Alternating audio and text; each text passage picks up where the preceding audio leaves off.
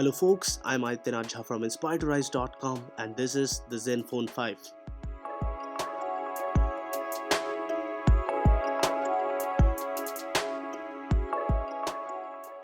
With the Zenfone 5, I feel that Asus has returned to form this year, and guys, let's first start with the unboxing for the same. So inside the box for this device, what you get is the SIM tray slot removal pin, some stickers which have the information about IMEI number, etc. And you have the device itself which has a huge display, and at the first glance it reminds us of the iPhone 10. And on the inside of the box, what you get is the adapter, which is a 5 volt 2 ampere adapter for charging, and this device does support quick charge. So it comes with Asus Boostmaster technology, which is equivalent to quick charge, and supports USB type C. So there's a USB type C cable also on the inside. And if you look at the earphones, you get in-ear style earphones, earbud style, which I personally like a lot. You also get interchangeable earbuds on the inside, and if we talk about the design of this phone, the back reminds us of the iPhone 10, but there's the concentric circle design on the back along with the fingerprint sensor.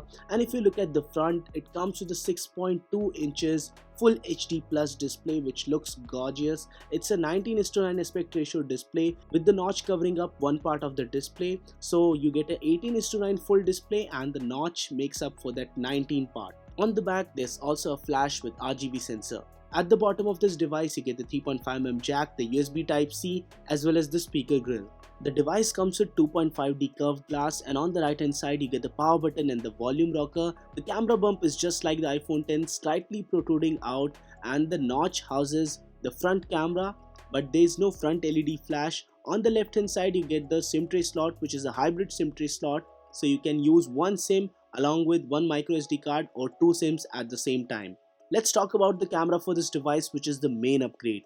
The Zenfone 5 has a 12 megapixel primary camera with a Sony IMX363 sensor, f1.8 aperture, 1.4 micrometer pixel size, and it has OIS as well as EIS support. At the back, there's also an 8 megapixel wide angle lens which has a 120 degree wide field of view. The front camera is an 8 megapixel camera with a f2.0 aperture. The camera comes with Pixel Master 5.0 which has enhanced AI features. It has support for portrait mode, and the wide angle as well as normal pictures have a great ton of detail in them, and the difference is quite visible in terms of field of view. The front camera also takes excellent pictures, and the dynamic range in all of the pictures along with the contrast etc. was great and on point.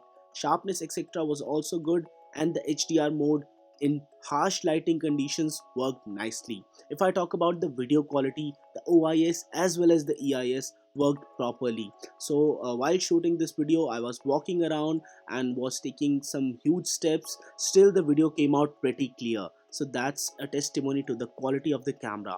And if we talk about the front camera as well as the back camera, both are capable of shooting up to 18:9 aspect ratio videos, and I think this is one of the first major smartphones that come with this feature.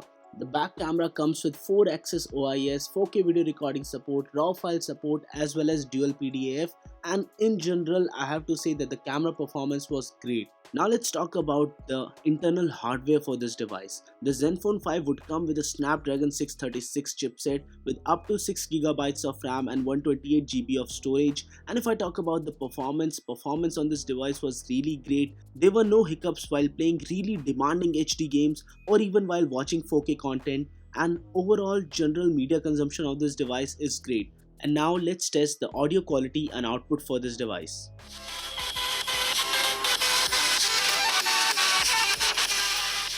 There was some slight distortion at maximum possible volume, but the audio is quite high, and it does come up with a high resolution audio chipset as well as dual smart amp along with support for DTS audio. One of the biggest changes to this smartphone is the Zen UI 5.0 based on the latest version of Android. It's very clean when compared to before. There is absolutely no bloatware as compared to the previous versions of Asus smartphones, and the Zenfone 5 in this regard feels a lot more polished and better smartphone to use in day-to-day usage.